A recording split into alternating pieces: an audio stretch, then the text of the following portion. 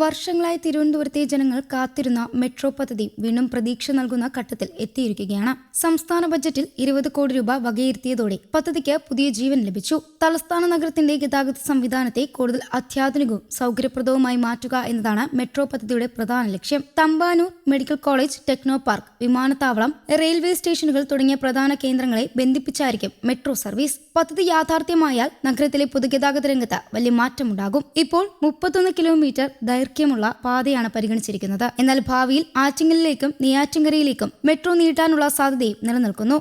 Light metro എന്നാണ് ബജറ്റിലെ പരാമർശമെങ്കിലും കൊച്ചിയിലേതുപോലെ medium മെട്രോയാണ് തിരുവനന്തപുരത്തും DMRC ശുപാർശ ചെയ്തിട്ടുള്ളത്. ലൈറ്റ് മെട്രോയും മീഡിയം മെട്രോയും തമ്മിൽ ചില പ്രധാന വ്യത്യാസങ്ങളുണ്ട്. മീഡിയം മെട്രോയിലെ കോച്ചുകൾ വലുതും കൂടുതൽ യാത്രക്കാരെ ഉൾക്കൊള്ളാനാവുന്നതുമാണ്. ലൈറ്റ് മെട്രോയിൽ കോച്ചുകളുടെ നീളവും വീതിയും കുറവായിരിക്കും. ആയതിനാൽ നിർമ്മാണ ചെലവും കുറയും. ലൈറ്റ് മെട്രോയിൽ തുടക്കത്തിൽ 3 കോച്ചുകൾ മാത്രമേ ഉണ്ടാകൂ. പിന്നീട് ആവശ്യമെങ്കിൽ 6 വർദ്ധിപ്പിക്കാം. എന്നാൽ യാത്രക്കാരെ വഹിക്കാനുള്ള ശേഷിയിൽ മീഡിയം മെട്രോയ്ക്ക് വലിയ മുൻതൂക്കമുണ്ട്. മണിക്കൂറിൽ ഏകദേശം 15,000 യാത്രക്കാരെ മാത്രമാണ് ലൈറ്റ് മെട്രോയ്ക്ക് വഹിക്കാനാകുക.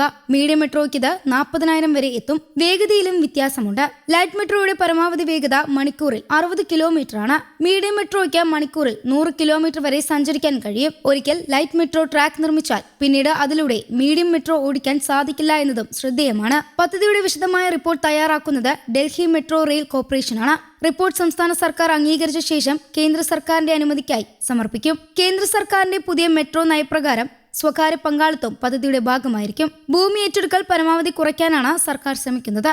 ആയതിനായി ഉയർന്ന തൂണുകൾ നിർമ്മിക്കുന്ന എലിവേറ്റഡ് മെട്രോ പാതയാണ് പരിഗണിക്കുന്നത്. ദേശീയപാതയുടെ മധ്യഭാഗത്ത് വലിയ തൂണുകൾ സ്ഥാപിച്ച് അതിന് മുകളിലൂടെ മെട്രോ ട്രാക്ക് നിർമ്മിക്കാനാണ് ആലോചന. ഇതിലൂടെ ഭൂമി ഏറ്റെടുക്കലും നിർമ്മാണവുമായി ബന്ധപ്പെട്ട പ്രശ്നങ്ങളും കുറയ്ക്കാൻ കഴിയും. മെട്രോ പാർക്കിലെ 3 ഘട്ടങ്ങളെയും മെട്രോ വഴി ബന്ധിപ്പിക്കുന്നത് പദ്ധതിയുടെ പ്രധാന നേട്ടങ്ങളിലൊന്നാണ്. ഇതിലൂടെ ദിവസേന യാത്ര ചെയ്യുന്ന ആയിരക്കണക്കിന് IT ജീവനക്കാർക്ക് വലിയ ആശ്വാസമാകും. ഗതാഗതക്കുരുക്കിൽ സമയം കളയാതെ വേഗത്തിൽ ജോലി സ്ഥലത്തെത്താൻ സാധിക്കും. വിമാനത്താവളത്തിൽ നിന്ന് റെയിൽവേ സ്റ്റേഷനുകളിലേക്കും ബസ് സ്റ്റേഷനിലേക്കും നേരിട്ടുള്ള യാത്രാ സൗകര്യം ലഭിക്കുന്നതും മെട്രോയുടെ മറ്റൊരു ഗുണമാണ്. സമീപ ജില്ലകളിൽ നിന്ന് എത്തുന്നവർക്ക് കഴക്കൂട്ടത്തോ പാപ്പനംകോട്ടോ ഇറങ്ങി മെട്രോ ഉപയോഗിച്ച് നഗരത്തിന്റെ വിവിധ ഭാഗങ്ങളിലേക്ക് എളുപ്പത്തിലെത്താനാകും. മെഡിക്കൽ കോളേജിലേക്ക് ദിവസേന എത്തുന്ന രോഗികൾക്കും കൂട്ടിരിപ്പുകാർക്കും വിദ്യാർത്ഥികൾക്കും ഇതേറെ സഹായകരമാകും. നഗരത്തിലെ പ്രധാന ആശുപത്രികളിലേക്കും വിദ്യാഭ്യാസ സ്ഥാപനങ്ങളിലേക്കും വേഗത്തിലെത്താൻ മെട്രോ സഹായിക്കും. മെട്രോയെ മറ്റ് പൊതുഗതാഗത സംവിധാനങ്ങളുമായി ബന്ധിപ്പിക്കുന്നതിനായി പ്രത്യേക മൊബിലിറ്റി ഹബ്ബുകളും സ്ഥാപിക്കും. KSRTC ബസ്സുകളും റെയിൽവേയും മെട്രോയുമായി ചേർന്ന് പ്രവർത്തിക്കുന്ന രീതിയിലായിരിക്കും പദ്ധതി. എല്ലാ സ്റ്റേഷനുകളിലും പാർക്കിംഗ് സൗകര്യവും ഫീഡർ ബസ് സർവീസുകളും ഒരുക്കും. ഇതിലൂടെ സ്വകാര്യ വാഹനങ്ങളുടെ ഉപയോഗം കുറയ്ക്കുകയും നഗരത്തിലെ ഗതാഗതക്കുരുക്ക് കുറയ്ക്കുകയും ചെയ്യും.